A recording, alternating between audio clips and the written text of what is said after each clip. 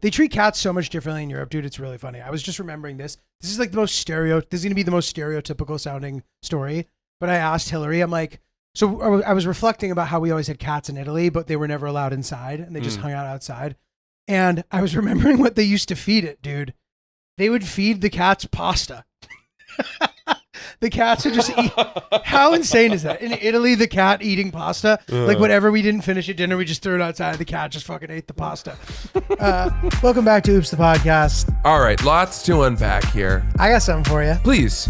Julio, I don't know where you came up with that idea. Dude, this guy was a huge turkey. What is this, Japan? Which is one of the reasons why I hadn't told you about it. No, and I also just assumed you were saving it for the pod if you were going to tell me. Yeah. Which, of course you were. Oh, yeah.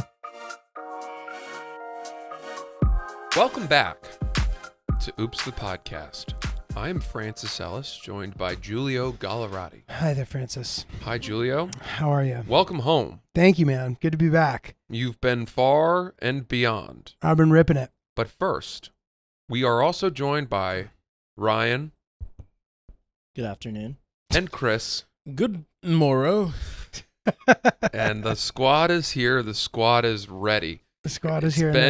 We've not seen each other in a week, so in our lives that feels like a long time. Giulio, let's start with you. Yeah, I had a big trip. I will say that let's say this. So we had European wedding. It was a wonderful wedding. I was very close with the bride and of course now the groom. And it was really, really nice. I really recommend the European wedding if you have it. A lot of people are like, oh, the European wedding, I get that it can be a burden and it's expensive and whatever. But if you commit to turning it into vacation, you swing back into the other direction because for half of the trip, you're not spending money because you're at a wedding. You know what I mean? So like you get a block rate on the hotel most likely. And while day to day, you're not spending money on stuff. So it's actually a good way to like have a vacation where the amount of money that you spend on the vacation is like palatable. Yeah. You know? And you start to almost thank the wedding people for giving you a reason to take a trip that you probably wouldn't have otherwise. Exactly. So we had a great trip and it was quite an adventure, man. There was a lot of bouncing around. It was planned perfectly, in my opinion. Went according to, thank you. Appreciate it. It went well. It was planned well. We started in Croatia, which is funny, dude. We're about to board the plane and we see there's 2 dogs that are going to be on this flight. The dogs begin fighting with each other at the gate. Then as this like giant cloud kind of goes over the airport and there's like thunderstorms in the forecast, lightning begins. I'm like, oh shit. And they're like, hey, if your flight gets canceled, And it's like one of those things where sometimes your flight getting canceled can like ruin your entire trip. So we were like really crossing our fingers. I sit down, the dogs are nowhere near us. I'm like, okay, that's good. Dude, I'm not kidding you. An hour into the flight, one of the people with one of the dogs come back and switch with a guy who's in coach with us. And the guy got upgraded. He's like, oh, what? Okay. They upgrade the guy to first class. Was this your flight from America to Croatia? How were you doing that? How did it go? What do you mean? Did you fly New York to somewhere? No, direct. To where? Dubrovnik. Oh my God. And was this the flight that you and Hillary were like mixed on? Yes. So it's funny. So they broke us up. I requested a refund and got the refund for that. Now, which brings up another question. I said to her, I requested a refund and received the refund, just so you know. It wasn't anything crazy. It was like $54. Hers, I think, was $48. I booked them for us. But I've given her that information. Should I also attempt to get it for her? Or now that she knows that I've gotten it, I need her account to do it. Should it be up to her? I know she's not going to do it. I don't really understand what I don't know about this. Why do I not know? They changed the airport. They changed the plane, which then broke us up. And then to be together, we needed to pay, which was bullshit. Okay, so could you then find out wherever she was sitting and then use your refunded money to choose the seat next to her? No. So this is the thing. So I didn't get refunded then. I got refunded later because you had to fly first before you requested the refund. But they moved us in a way where there was no 2 seats next to each other besides preferred seating, which you had to pay for. That makes sense? Mm-hmm. So we both paid to switch to be next to each other. Yeah. I think that I've just paid for them both, but I Venmoed her for her share. She Venmoed me, whatever. But it was on her account. So I even looked to see if I could do it for hers too when I did this. That wasn't available. I see. So I've given her all the information she needs to do it. I know she's not going to do it. Should I, knowing that, be doing it for her? Or if she doesn't care, she doesn't care, and that's it. That's a good question. That's a good question because, busy work like that, fighting for lost money, is one of the world's most painful pursuits. It truly is. I mean, it's automated systems. It's needing frequent flyer numbers, credit card numbers. It's having to go on hold, and it's a labyrinth that they intentionally create to discourage you from hunting down those marginal fees that you've lost. And yet, as we've said, when you do recoup them, $54 back from an airline, especially like an airline from another country. Well, it was United. Okay. But still, yeah. Is worth more to me than like finding $300 cash on the street. It is nice to earn it. It's nice to know that you unfucked the fucking of a company. Totally. That wanted to fuck you. And I will say this, it's a lifestyle because there's little tricks they do to make this hard. If you ever have a situation where you're going to need to ask for money back, keep your ticket because it's going to be hard to find your ticket number. Yeah. Your boarding pass will have the ticket number. Nowhere else. You won't be able to find it anywhere else. And you're screwed. My buddy Dave, who he makes his whole living in life about this. Dude, he's so and funny. He wants to start a company, and he's been talking about this for years, that would hire people to spend the time that you don't want to spend hunting down this kind of money. It exists, by the way. And he wants to call it Persistent Man Incorporated. Because that's all it is. It just requires somebody who's willing to be persistent. Spend the time. Yeah. And, I do think that, that's sort of up to Hillary to decide if that amount of money is something that she wants. With that said, the times in my life where Sierra has worked on my behalf to get an insurance check rerouted because it was sent to the wrong address and I was on her insurance plan, and it finally comes and she has to spend a whole morning figuring that out, and that money comes, I don't know that there is an act of love greater than her finding lost money from the fine print clutches of these big corporations. Yeah. No, it's true. And she's like, I did that for you. I'm like, I will do anything for you. I think I would need for her to come back. If I start asking her for information while she's gone, that's going to be annoying. Mm-hmm. So, but maybe I should do this. This would be nice. This would be a nice thing. Yeah. We had a really, dude. So I've given Hillary away. She's in Europe. Wait, briefly. Before you say that, it would be nice for you to do it. But if you did it and spent a lot of time and you were like, here, I got you $48. And she was like, hey, I didn't need that. She might just be like, very nice, honey. Yeah. In a way that implies that she doesn't give a shit. If she didn't honor the you traipsing down to the engine room of the submarine and fussing with the mixed wiring and sweating and really doing that, it could work against you guys. Yeah. It could be a step in the wrong direction. Right. How dare you not acknowledge? No, she would definitely acknowledge it, and she would probably say something like, I tell my parents that like you're really good about this stuff, like willing to spend time for this kind of stuff. Yeah. But we had a really romantic moment in the airport. Oh. We spent a lot of time together, 8 days, little bickering, little like she's running late for the shuttle for the wedding and I'm getting mad at her. And then I pick a route to the parking lot that's wrong and she gets mad to the point where we got in a fight every single time we headed to the wedding. So I didn't tell her she looked nice one single time. Oh no. That we then joked about because she'd be like, you didn't tell me if I look good, by the way, because we were fighting. And we'd already made up at this point. It was almost like a married couple bickering. You know what I mean? Like it wasn't a real fight, But anyway, lots of time together. We're finally in Milan. We're at the airport. We're parting ways. She's leaving from a different terminal. I'm in Terminal A. I'm in Terminal B. She's in Terminal A because she's flying inter-Europe. So I'm about to hit the lounge, about to hit it hard. She can't go because we have to go through passport. She's about to depart. She's like, all right, well, I guess I'm going to head to my flight. I was like, okay. I hugged her, and then I'm like, I'm not ready to depart. I was like, I'm going to bring you to your flight. So I walk with her to Terminal A or whatever, and I watch her as she gets on the plane and walks down the thing. Yeah. And I don't leave until she's out of sight. And she keeps looking over her shoulder, and I'm still there. And she keeps looking over her shoulder. I'm still there. And I never left, Francis. I never left her side until she was gone. It was such a wonderful moment. Thank you. Thank you. It was so sweet. And we even talked about later how it was romantic. And I'm excited to see her. Wow. I'm excited to see her. And it was nice, bro. This You know, is good. good bonding, good time spent together. And it's getting better and better.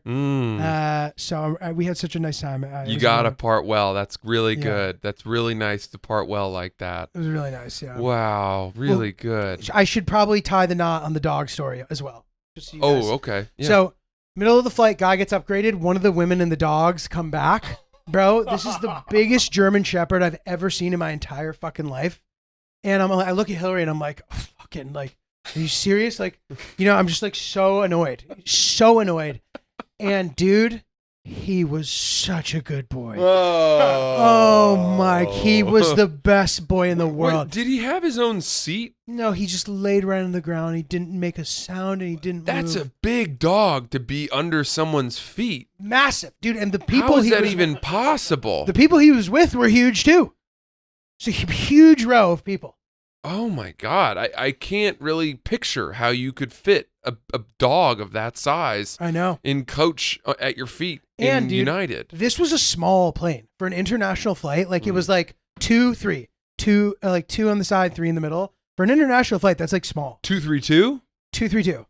Okay. And narrow. It felt like I was going to yeah. Tampa or something. Mm-hmm. It was like a Colorado Probably flight. 777, right? I'm not sure. I don't know. I don't know much about that stuff. But so I was really impressed, and I made sure to find the dog in the airport when we were waiting to get our bags. I told the people how he was such a good boy. Then I talked to him and said, "You were such a good boy." And Hillary goes, "Did you just go and talk to them?" I was like, "Yes." She's like, "What'd you say?" I said that he was a good boy. She goes, "Did you ask if you could touch him?" I said, "No," but the energy was there that they were fine with it. Oh, you touched the dog without saying, "Is he friendly?" I didn't go. I said he was such a good boy, and they went, "Oh yeah." And then I looked at him and I was like, "You were such a good boy." And then I just naturally caressed. Yeah. It seemed fine. Yeah, that's fine. Yeah. So, do you make judgments when you see people like that about whether or not you think the dog truly is an emotional support animal? Absolutely, bro. And some old woman was sitting next to us when we were getting on the plane as the dogs were fighting, and she looks at us and she goes, "If you respect the rights of everyone, the majority have no rights." I was like, holy shit. Wait a minute. What does that mean? Meaning like these people being allowed to bring their fucking stupid loud dogs on the flight fucks everybody else on the flight over. Yeah. And I was like, oh my God, lady. Well, so I mean, right off the bat, you bring an emotional support or any kind of service/emotional support animal onto a flight, and the first thing it does is start fighting with another dog. What the fuck? The gig is up. Agreed. The cat is out of the bag. That dog is not an emotional support dog. You went to some fucking bullshit doctor on the boardwalk to get some bullshit certification. Maybe you even bought it on eBay. Yeah. Put that dumbass harness around it, and you're faking it, because any true service animal, and maybe I'm equating, and I shouldn't be, like service animals and emotional support animals, but anything that is in the service of helping people who need it should be trained well enough as to not fight.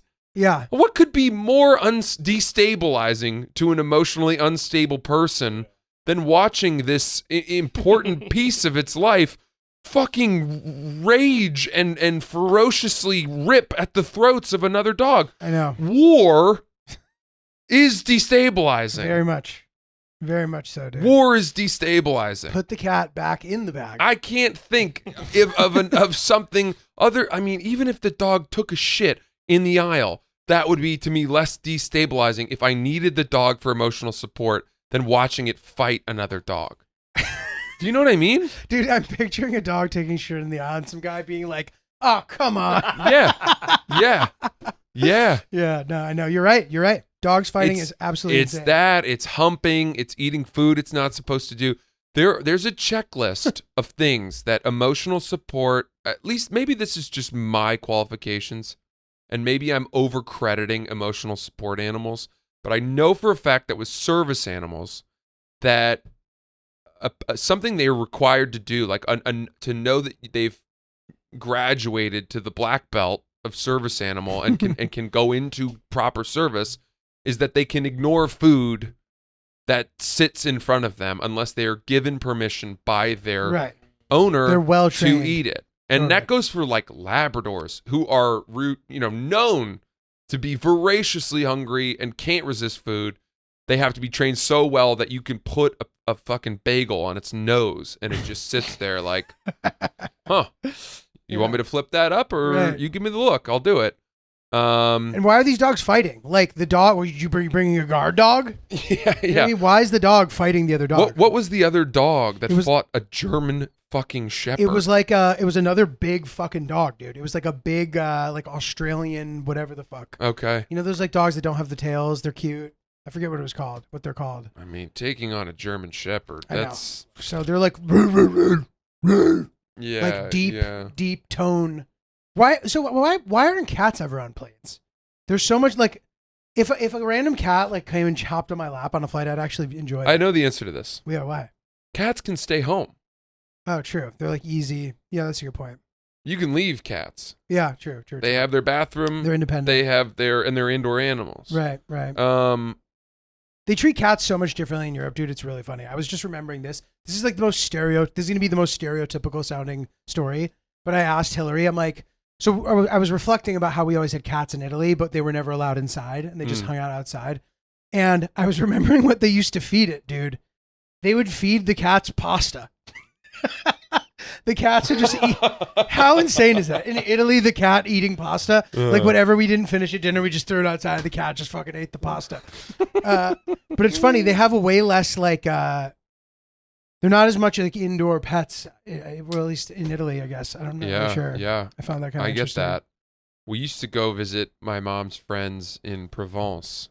When my mom was in college, she like was a nanny for this family in France. Oh, nice. It's a pretty cool story, actually. She met them, she was connected to them, and she was doing her like post-grad studies in French or something, and she went over there, and the first thing they did was they were driving from France to Iran. Oh, that's sick. They drove from France to Iran. Is this in like 1969? Dude, it was, I think it was exactly that. Really? The year before the overthrow of the Shah. I thought was and the revolution. Wasn't that I thought that was 1979. Oh, so whatever. 1978? I thought I might be wrong about I thought this. that 1970 was when the Ayatollah and the overthrew the Shah. Very possible. I could be wrong. 79. Well done, Julio. Thank you. And she drove with this family, and I think the dad was like a State Department ambassador. So they were going to Iran to meet him because he was there. I'm checking out this road trip while we're talking about this. Yeah, it's long. I mean, it's sick, dude. And they drove through Turkey and through blah, blah, blah. And they got to Iran, and my mom was in this car with these two young kids and then the mom, and the four of them drove, days. Sick. Any idea how many hours it is? It's loading right now. 60 hours? Yeah, 60 hours. Dude, this could be a fun like Instagram page of just like random road trips that you can no longer take. Yeah. And they did it. And, they spent, I don't know, a summer in Iran. And awesome. Pretty cool. And this was back when like everyone was wearing, there was this crazy flourishing of progressive Western ideals in Iran right up to the revolution in 1979. Persepolis is a great book and cartoon recommendation. I've read that. The graphic novel? Yeah. Yeah. Didn't really it win good. like a Pulitzer or something? It may have. I'm not sure, but it's really fucking good. Yeah. So, by the way, I was reading that. It's a graphic novel, right? Yeah. I'm reading it. I'm on the subway. And it's like a noted academic piece of, high achieving literature, just in the form of a graphic novel. It's like a coming of age tale. Yeah, and it's iconic. Yeah, and it's really fucking good. I was sitting, and there were 3 people on the opposite bench on the subway. The subway was pretty empty, and the 3 of them, it was 2 girls and a very effeminate gay man, and they started talking shit about me. And all I remember, I've got my head in my novel, and the guy goes, he's reading a fucking comic book.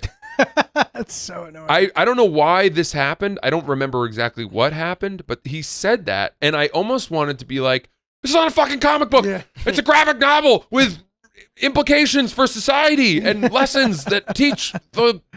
Yeah, that's fucking But I felt so shamed by these people out of nowhere, and I was furious about it. But anyway, yeah, that's funny, dude. Moving back to the present. So my mom did that trip, and the one piece that I still remember that she told me was that while she was in Iran, her great uncle back at home loved caviar and said, wow, hey, if you find some caviar, can you bring it back for me? And she bought like a sleeve of tins of sturgeon caviar. Is that like the best kind? You can't buy it anymore. Wow. Because sturgeon are whale? Critically endangered. Oh, no, sturgeon are fish, right? Well, okay. Then maybe it's not. I don't know, maybe bro. It's beluga. Whatever the one is where you're like, you fundamentally are not allowed to farm that anymore, okay, or get it. Beluga. Yeah. And she bought like 10 tins and brought them back from. Wow. And she said she bought them for like $2.50, and today they're worth like, bro, your mom thousands and thousands of dollars. Your mom's just out here doing all the shit you can't do anymore, dude. I know. That's so sick. Yeah. What a cool story. She lived a life. So anyway, I don't remember why we got there, but well, dude, that's crazy. Guys, I told you that I was giving up on fitness. Well, I couldn't stay away. Summer is just too crucial. Too exciting to try for. And if you're looking to push your limits at the gym or jumpstart your fitness routine, Fitbod can help. The Fitbod app creates customized workouts based on your goals, fitness level, and available equipment. It learns from your previous workouts and adapts as you improve. It's the perfect companion to help you crush your fitness goals this summer. Workouts that improve as you do. It's sort of tailor-made just for you. You know, you can change your weights and all that and track how you're doing it. It's powerful technology, understands your strength training ability, studies your past workouts, and adapts to your available gym equipment. And that to me is the biggest thing. It's like it gives you a workout based on what you have. It asks you a bunch of questions. It's a smart system, and especially for all levels of working out. If you don't know anything about working out or if you're an expert, this is a good app for you. Yeah, spot on. So guys, it's not too late to crush your summer fitness goals. Just trust me on that. Try Fitbod today. Get 20% off your subscription or try the app free at fitbod.me/oops. That's fitbod.me/oops.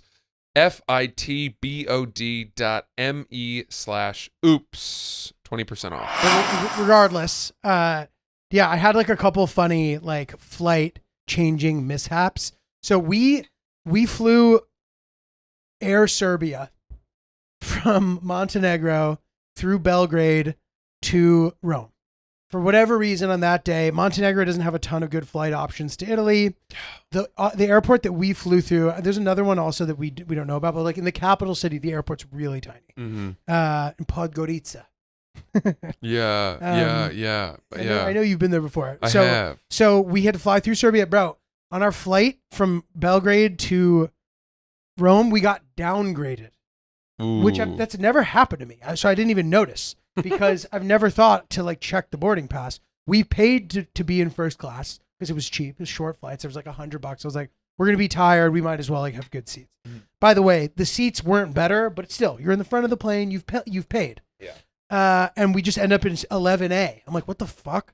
Mm-hmm. So I spend the entire time, I'm like messaging Air Serbia. I'm like, and Hillary's like, what did you expect? Like, this is a very random airline. I'm like, okay, but still, like, I expect them to have some integrity. Right, I like DM'd them. They got back to me right away. So I'm like dealing with that whole thing, but I've never heard of being downgraded before. Oh, I have a few friends that this has happened Really? to. And we were talking Check about the it. boarding pass. I had a buddy who we were flying home from a big wedding in Lake Como a couple summers ago, you may remember. Yeah.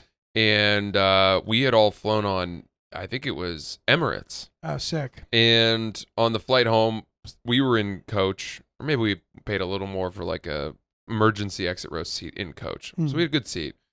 And one of my buddies was flying business class on the way back because you could and he had paid like a full freight for it. Right. And hadn't just upgraded. He'd paid full freight for his ticket.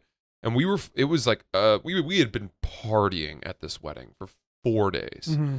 And I mean, we were out till 4 a.m. every night of the wedding.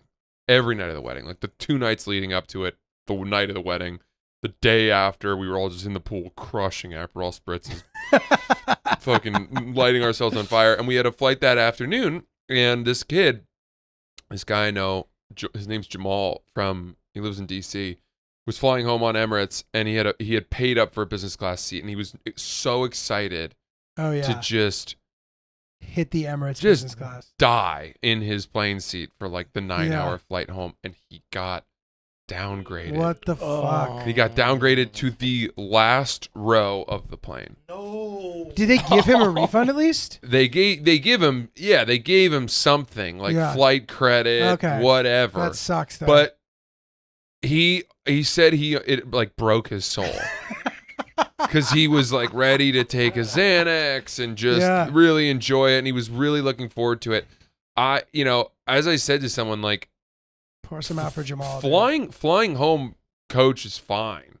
Yeah. But when you go in with the expectation that you're going to be in business class and you get downgraded, it fucks with you. That's fucked up. Because you've geared your whole mindset towards this like experience and level of relaxation. You have no anxiety coming into it.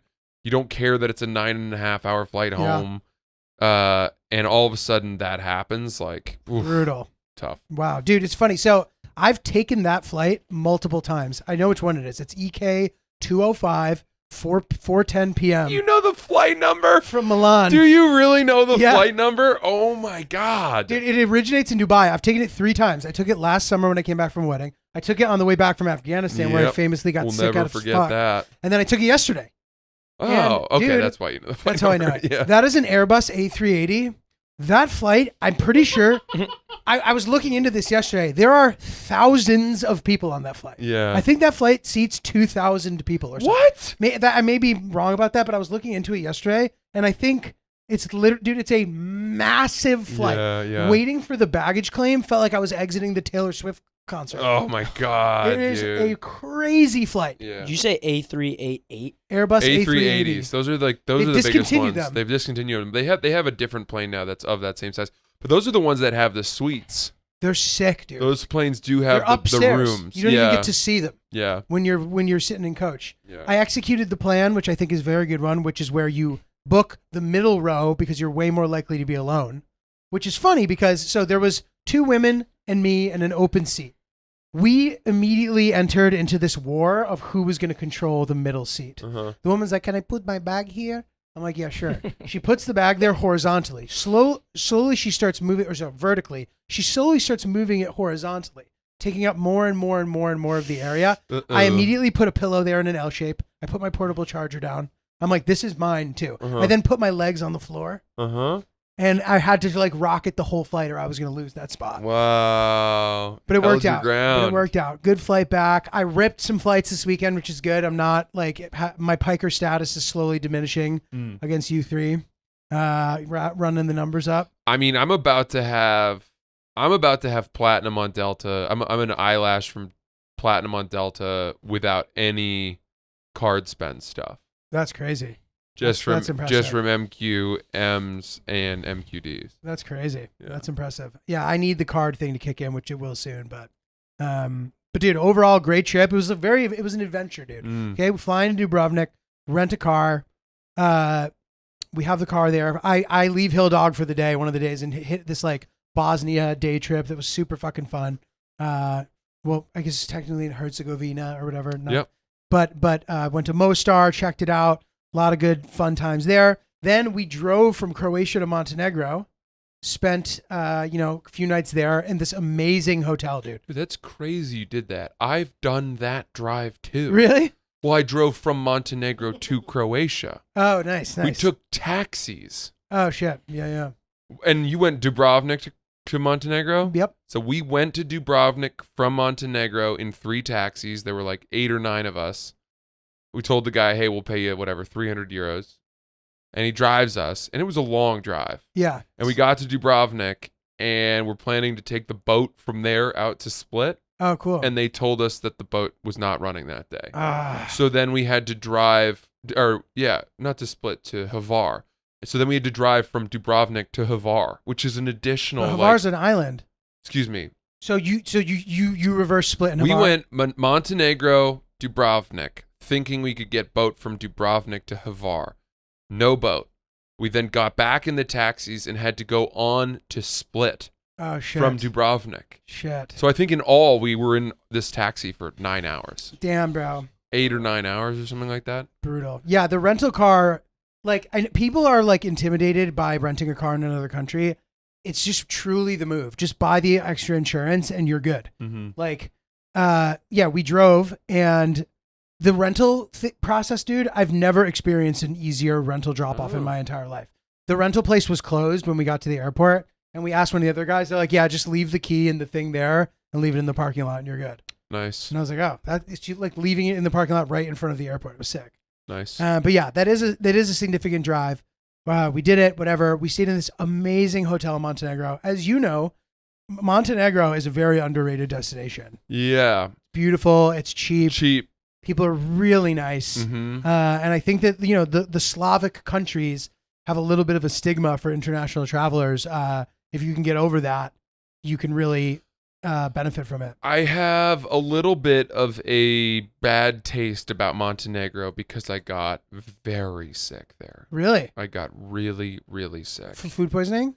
Yeah. Interesting. And, it might have been the water. It might have been whatever. Who the fuck knows? But me and my buddy both got exactly the same thing at exactly the same time. Interesting. And we missed 2 full days of our sorry, trip. Dude. Could not leave our hotel room, just sleeping, running to the toilet, throwing up, going back to sleep, running to the toilet, diarrhea. I have been there many, many times. 2 full days. I understand what that hell. feels like. It's hell. That sucks. So that aside, I'm sorry to hear that, but there's really beautiful bay that has fjord-like mountains. Yeah. And you can do things like, for example, we rented a boat just for us for a short amount of time, granted, but through the hotel, it was $100 and it was a private boat.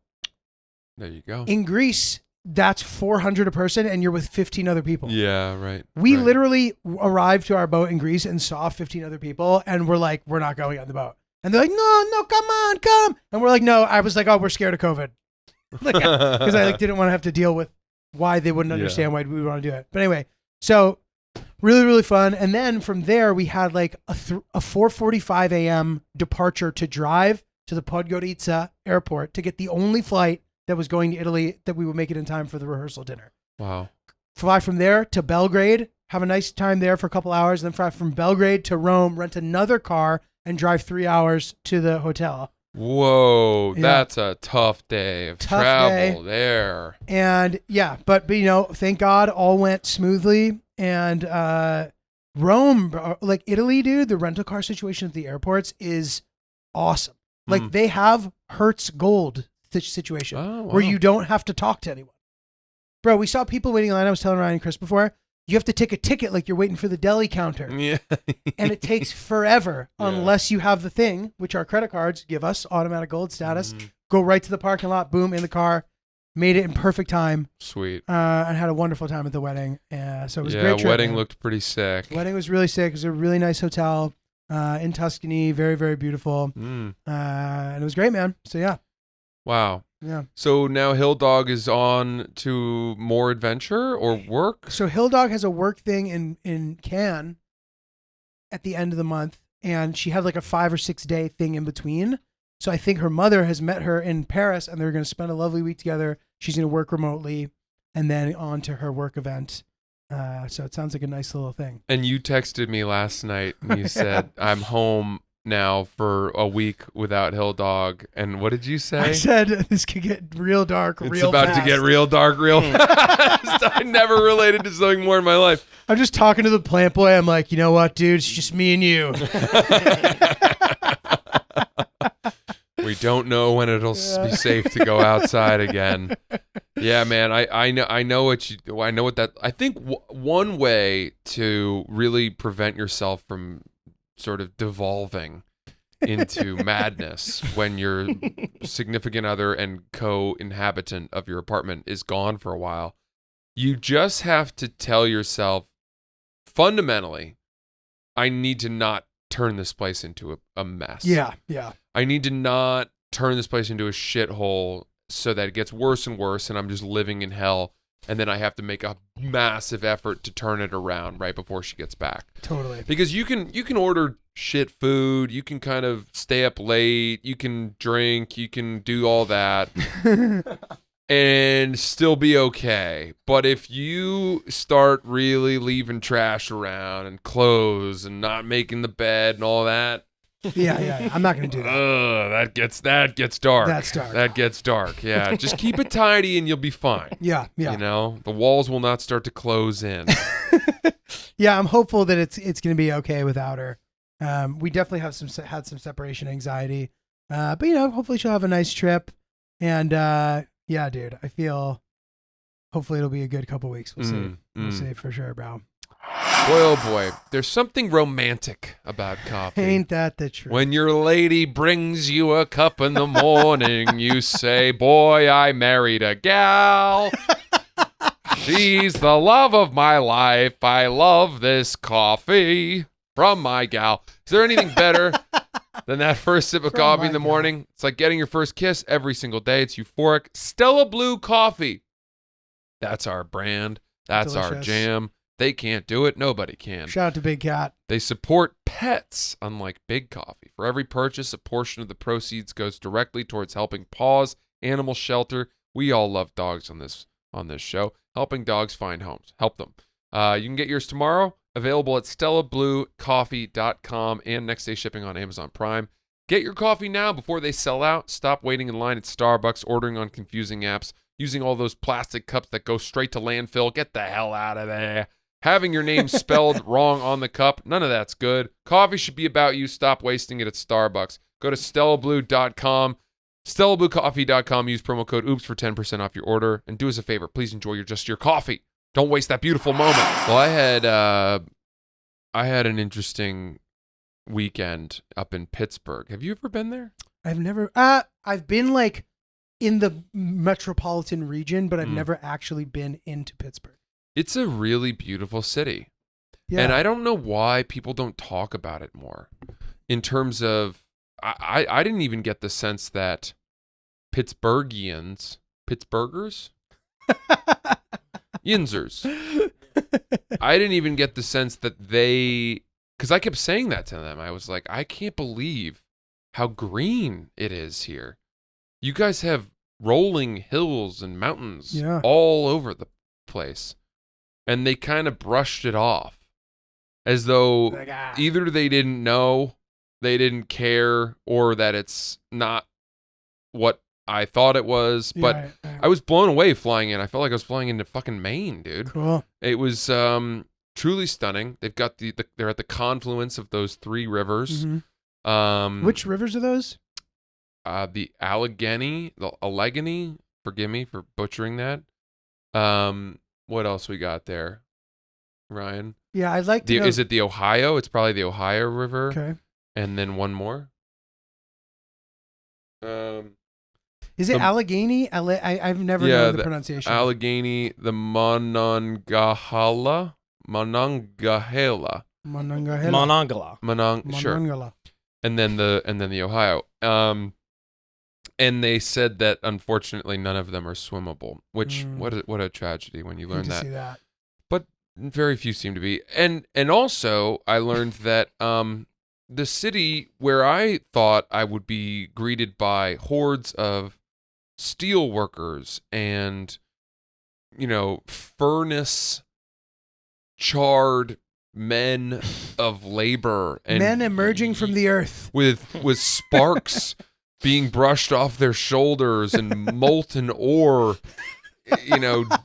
crusted and hardened onto their steel-toed boots. Lava solidifying in their hand. And just, removing like a helmet with that weird visor in the front, being like, hey there, welcome to Pittsburgh. I learned that, the whole steel industry collapsed in the 80s and the 90s, and they all left because it fell apart, and only to be, and there was a massive exodus because in the 50s, Pittsburgh had grown to a pretty sizable city, 675,000 people. And by the 90s, it was almost half that. Wow. And I think they then rebranded as a tech hub and healthcare. Cool. And have ushered in a lot of young people and have seen growth. And it, it's one of the safest cities to live in America. Wow. This is a great ad for Pittsburgh. Dude. It really is. Get them on payroll. It's only a 58-minute flight from New York. It's in a good spot. Their airport needs a facelift. It was dark and dim. It is not in good shape. It looks like a bus station from whence children go missing. Sounds like the Managua airport. Yeah, it was not good, but they have a massive renovation underway. I think almost a completely brand new airport, which was supposed to be done in 2024, and now it's looking like 2025. So they're working on it. They're aware. I think it's a $1.4 billion renovation. Jesus. And 446 bridges in Pittsburgh. Another fun fact. And all of them it's where they filmed The Dark Knight Rises. Yes. So you see all those bridges and you're like, oh, Bane blew that up so that the children couldn't leave. And Gotham, take control of your city.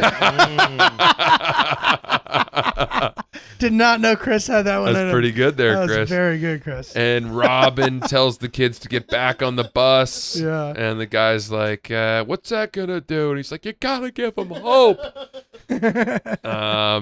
So yeah, those bridges are everywhere and it's cool.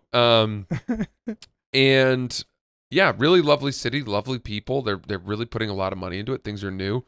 And Sierra came actually. Oh, nice. Her grandmother lives there. Fun. And so her mom, her folks came as well. And they were just there for the Thursday show. We had lunch before. They came. And then after, Sierra was like, it's, I don't know, 10:30. We've had a few drinks. We start walking to go meet a couple fans at a bar. But as we're walking to the bar, we're just walking 3 doors down from the City Winery, the club. And we walk past this well-lit, galactic-lit indoor mini golf place. Sick. And we're walking by it and we're like, what is this? What is this place? And we're like, wow, this looks kind of fun. This looks kind of fun. Should we? And dude, we went in and they had these 3 9-hole golf courses set up inside. All kinds of fun gadgetry. The ball was electric, so it had sensors in it, and it was like you were bowling. On each hole, it would, after you putt, it knew how many strokes you'd taken. Oh, cool. To get into the hole. So That's it would sick, say you got a 3 on this hole, and there were like bonuses for a hole in one, or if you went a certain direction, there was a hole where you had to like answer Very a trivia question. It was all really well thought out. And, there was a DJ. There's a lot of young people in there. Whole food menu, incredibly good food. And you could have beers brought to you. There's waiters and waitresses coming to you as you're putting. Little places to put your beer on each hole. You jump around. $25. We had the time of our fucking lives, dude. That's sick. And Sierra has not come on the road with me since I played Chicago about probably 4.5 years ago. Wow. Which didn't go great. We had a great time, but I had a hard time balancing the needs of, showing her a good time and then also kind of making sure that I was well rested enough and prepared and sort of Totally. had my own mental space to get ready for the shows. And that just kind of, I didn't know how to do It that. takes an adjustment. Yeah. Yeah. It's tough because normally, like, heading into a night of shows, I'm in my hotel room just being quiet. Yeah. I go to the gym, I do a workout, and then I come back. I go through my set, I nap. Yeah. I just take it really easy. Yeah. And dude, it's funny. So, I'm sorry to interrupt, but I want to add it real quick. I remember the moment where like Hill Dog realized that. She's like, so what should we do today? I was like, well, what we're going to do today is this. Yeah. And she was like, oh, Yeah. okay. Yeah. She might have been a little turned on, dude. Oh. Wow. No, but seriously, Did not go that way for me. to your point though, it is like a slight adjustment and a reminder, not that they don't think this already, but that like this weekend needs to be structured in a certain way because we have to do hours of oratory. It's a work trip, Yeah. unfortunately, and fun work trip, but a work trip. Yeah, and it doesn't lend itself well to like a romantic weekend because the best thing to do when you're in a foreign city with your significant other is probably to go out for meals. Right. And you Go can't to a good restaurant. Not going to dinner. We can't go to dinner Yeah. because we have the shows during the entire time that we would be That eating dinner would dinner. happen, totally. So we've kind of just said there's no real reason for her to come on the road with me. But she came this time, and dude, we went and did this putt-putt thing, and we fucking had a ball. We had a ball. We had some drinks. Then we sat down and ordered food. It was like midnight, but I'd worked out. And I hadn't eaten dinner. So we were like, well, we can kind of be bad, let's be a little bad. We did the buffalo chicken dip. And Sierra had the presence of mind to ask because they brought out a big bag of chips for us to have, a basket of chips. And she was like, do you have any celery? And they were like, I don't know. And the guy went in the back and he pulled out a bunch of like peppers and carrots and celery and just, made it a little less guilty. Nice. And we had that, some flatbread pizza, some Brussels sprouts. It was awesome, dude. We had the best time. And then Do you remember what the place was called? It might have been the Putt Shack. Nice. Pottery? It might have been the Puttery. I think they might have two of them. It's the one that's right next to the City Winery. This one has fucking... It's got a good website. No, so. that's not it. Okay. That's not it. There's just a lot of good mini golf apparently in Pittsburgh. Yeah, in the Strip is what it's called. Big mini golf scene. Shout out to them. And then last and not least, I finished the shows on Friday, woke up at 6 a.m. on Saturday, and went and played Oakmont, Wow, which fun. to golf fans, Well, no, I thought that Sierra she had left on Friday morning. got it. She took a 5:30 a.m. flight. Jesus. She had to Christ. go see, be at a final dress fitting for her best friend. Got it. Wow. Man. Dedication. Women will do, they will do anything for each other's weddings. Yeah. It's unbelievable. It's inspiring. But I get it. So I don't get it. I just, I respect it. We know. Yeah. We- I went and played Oakmont. It is hallowed ground. I don't know really how to describe it. One of the best golf courses I've ever played in the entire world. As good as anything I've ever played. Ever. Anywhere. And I've played some great places. Sick. Shout out to the two awesome dudes that I was playing with, John and Troy, and our awesome caddy, Jordan. We had just a blast. Place is filled with history. They're playing the U.S. Open there in 2025. Dustin Johnson won in 2016 there. Everyone loves him there. Just an amazing place, and then flew home and sort of had Sunday at home. So it was a Nice, dude. really good weekend. Yeah. It sounded like that's a good format for you. Playing a little golf while I'm but on like the road. the Thursday, Friday, Yeah, it's get not back bad. Saturday. I'm I don't not know. really probably gonna do that very often because I'm not really supposed to be out of here on Thursdays. I don't think. Yeah, yeah. I like to be in the office on Thursday. But yeah, it was good. It was nice to have Saturday evening and Sunday full day at home. Awesome, dude. Played Very some chill. tennis yesterday with Sierra. Sick, Had a man. good time. Guys, we've really been enjoying you sending us photos of your flight of hangobies. They really look nice together, and they all have wonderful utility. Francis is even saying a lot of the time he can't go too hard drinking the calm because there's a little bit of melatonin in one of the components, and it will actually help you go to bed. Yeah, it's nice. A little gentle sleep aid to bring you down from a long day of stress. I actually love it and subscribe to it in a big way. It's got some chamomile, elderberry, and tart cherry, all the stuff that you need to take the edge off your day. And we also love, of course, the Essential in the Wake. Just a flavor for everything you're going for in your life. Yeah, they're so delicious. When I got home from my long trip, the first thing I did was go talk to the plant boy and crack a Hangover. Wow. And it was a really nice moment. I did not feed the plant boy Hangover. I'm not sure if he's allowed to be drinking that. No, probably not. I would suspect that maybe he should not be doing that. But great for humans, great for parties, great for mixing with alcohol, and great for overall function with the body. Go to hangobi.com. That's hangobi.com to order your first case. You can use promo code OOPSI'mHung to get 30% off of your order. Wow. Definitely recommend trying that out. You can also follow them on social to watch clips of us talking about it, get product updates, and hear about the new partnerships. That's at hang.obi is their handle on TikTok and Instagram. And for store locator, you can go to hangobi.com/pages/store-locator. Hangover. Yeah, it's funny. The westward flight, like, I got in yesterday at like 7 p.m. I got home, whatever, and like I'm in bed I stayed up till like a normal time. Went to bed probably 10:30, and I woke up at like 7:45 with more energy than I've ever had in my life because of like the time difference. And now I think I'm just like permanently a morning person until I fuck that up. You know? Dude, I've been sleeping. I've been sleeping really well and waking up early, and that time, I've said this before, from about 6:30 in the morning until 8, when the world hasn't started yet. So nice. I will just read my book in my chair and drink my coffee, and there is no better time of life. Dude, totally. You ease your way into the day. It is so amazing. Nice.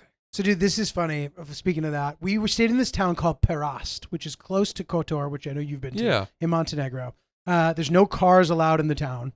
So, like, we had to park outside, and then a golf cart comes gets you. It's also walkable. Part of a UNESCO World Heritage Site. It's gorgeous. The hotel we stayed in was a palace, and it was just like very affordable. Like the same hotel room in Lake Como would have cost probably 5 times more, I would say. Wow. I would expect.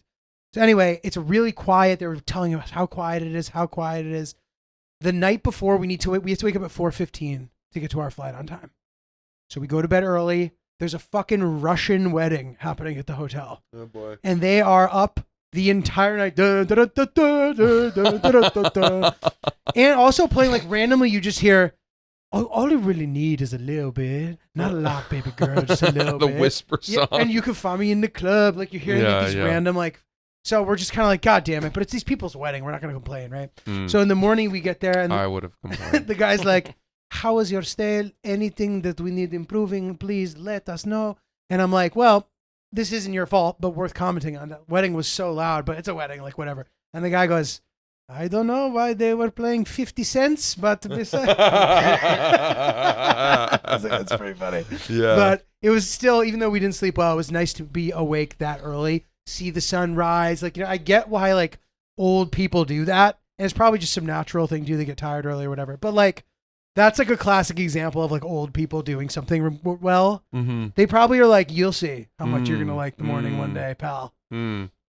So I like that. Yeah. Okay, dude. So this is pretty great. On the flight back, I watched the show Frozen Planet 2, the BBC show. I'm not sure if it's out yet. Usually the BBC, Planet Earth, whatever, they come out later in America. Yeah. Ryan can double check on that for sure. It seemed like it's not out yet. Not sure. Yeah, that's correct. It's out. Oh, it is out. It came out in September. Oh, dude, it's fucking amazing. You got to see Frozen Planet 2 if you haven't watched it. There's one episode that rivals. Remember the story we told when we did the High episode about the what's the big bird that fell? What's the biggest bird called again? Condor? Oh, interesting. I think that might actually be the big. No, albatross. Okay, yeah, sure. Mm-hmm. So there's a similar one in the Frozen Planet, dude, that was like, I was like, this is the best filmmaking I've ever seen in my life. Wow. There's this herd of yaks. I think they're either in Siberia or in fucking Mongolia or wherever. It's freezing cold. And a grizzly bear is hunting down the yaks to try to kill them. It's just woken up from hibernation. It's hungry. It's ready to go. So it's chasing down the pack. What typically ends up happening in these situations is the predator will find a baby and eat it. That's usually what ends up happening. They get the low-hanging fruit, separate it from the pack. Mm-hmm. So the bear gets this little yak and starts killing it savagely. Cool. Good. There's 3 or 4 other little yaks around it. And dude, they're so young and little. that they can't differentiate between friend and foe. And they just stand there and allow the bear to mow them down one at a time. Dude, it is one of the most tragic things. I almost started sobbing, bro, Oh my God. on the flight. I'm like, this is so sad. So only 1 or 2 escape. This one escapes and it's trying to catch up with the pack, but it just can't catch up with the pack, dude. It's trying. It runs up the hill. It falls down. And you see it and you think it's about to freeze to death. And then out of nowhere, you just hear, and the mother yak appears and rescues the yak. I just wanted to be like, let's go. It was the most powerful fucking thing I've ever seen in my life, dude. And it was so uplifting and amazing. And I was like, how is this not won every award? How did they capture this? Isn't that amazing too, though, where I bet you you were experiencing what we've talked about, which is the airplane heightened sentimentality, the susceptibility to emotions. Dude, I will say, Hans Zimmer original score. It's not all in my head. No. It's not all in my head. I don't doubt it for a second. I'm just saying you were in the perfect setting for that to hit the way that the filmmaker wanted it to. Totally. Very, very true. Yeah. But still really quality content, dude. I believe it. It's good to watch a good thing. I really wanted to find the right movie, something that like me, but I just couldn't find it. Sometimes it's tough, dude. I agree. I was in my hotel in Pittsburgh, and I just decided on Friday that I would allow myself to be a complete and utter piece of shit. I haven't done that in a long, long time. I haven't had utter sovereignty and indifference, utter sovereignty over my day and indifference to health and following the right path. And I had woken up early. What day is this? Friday. Okay. And I'd written a couple blogs, so I felt like I'd done some good work. And then in the afternoon, I just sort of said, I'm hungry. Well, I don't really care to leave the hotel again and go find a good restaurant and eat alone. So I'm just going to get under covers and order room service lunch, which I did. And I had the guy read the menu to me on the phone. And I ordered the tomato soup with a grilled cheese.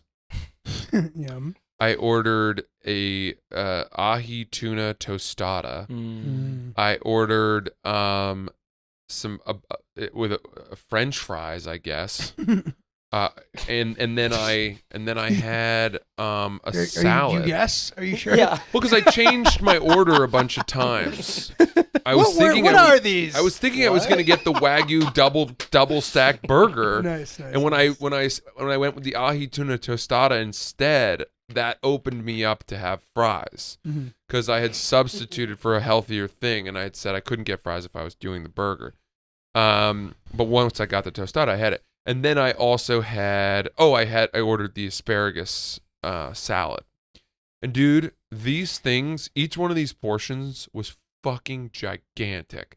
I don't know what this place was doing, not telling me like, hey, that's a lot of food. This is a family style order. Yeah, the tostada was on a slice of bread that, you ever see those big loaves of sourdough? Oh yeah. So you know how typically what they'll do is if you get to that middle part of the huge loaf, you know, if you were to cut it a whole slice across of it, it would be like that. Oh yeah. It'd be like a football, and then they would cut that in half, and then they would fold that over, and that's your sandwich. Delicious, yeah. But it's a tostada, so it's the whole plate of bread with all kinds of tuna and bullshit on top of it, and I mean that on top of all the other stuff. And the grilled cheese was huge, and it was a ton of tomato soup. Some good eating. And dude, I'm eating under covers.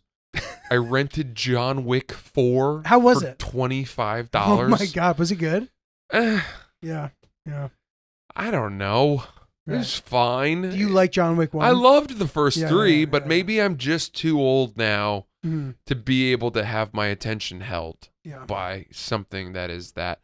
Also, the TV was mediocre. I was going to say. Yeah. And I think you need to be in a theater or have a big TV to see the brilliance of the Wickery. fight choreography, and the fact that he's like pushing guys' helmets up to shoot them in the throat. Because everybody's bulletproof in the movie. I don't really understand why, but Sick. anyway, so it was a treat. I'm using the fucking comforter as a napkin. Just about. Not really. Yeah. Not to be a total asshole, but like there were some stains happening, and I was like, Dude, I picture you like just drowning in food and fucking John Wick doing some sick thing. You're like, sweet. yeah, dude. That's what it is. I'm dipping a whole fucking fist of fries in mayonnaise and just eating that and then flipping them around the other side. And then, 3/4 of the way through the movie, even though it's one of the most action-packed, frenetic movies, the food has caused me to be exhausted. So I'm like, what do I do? Oh, I'll just pause this, turn the movie off, and sleep.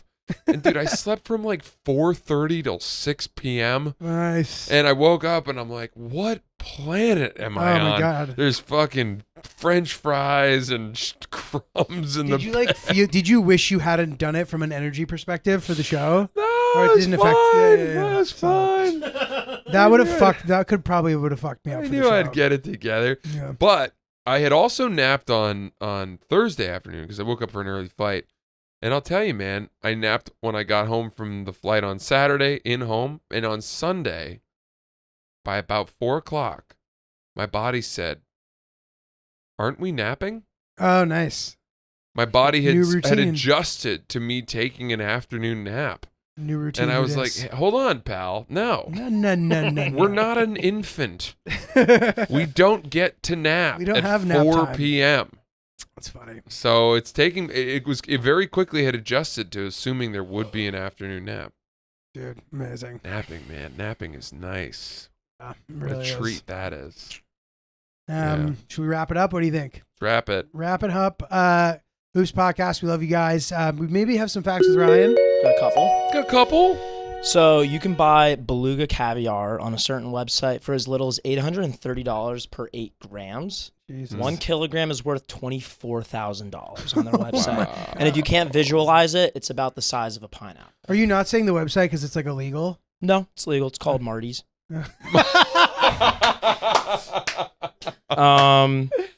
DC is the most common state/district in America where you'll find a man named Jamal.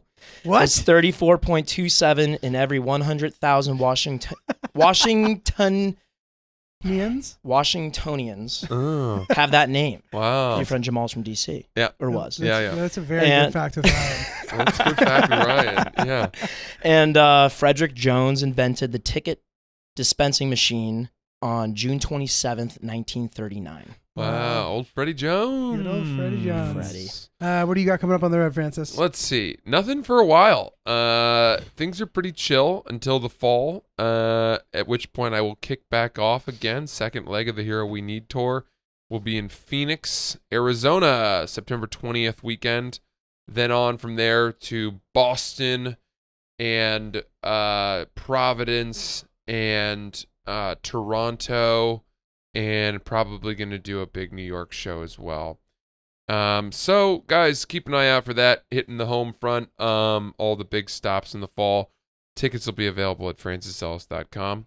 And Julia, what about you? Awesome. I got Vulcan Gas Company July 14th, 2 shows in Austin, Texas. Really looking forward to that.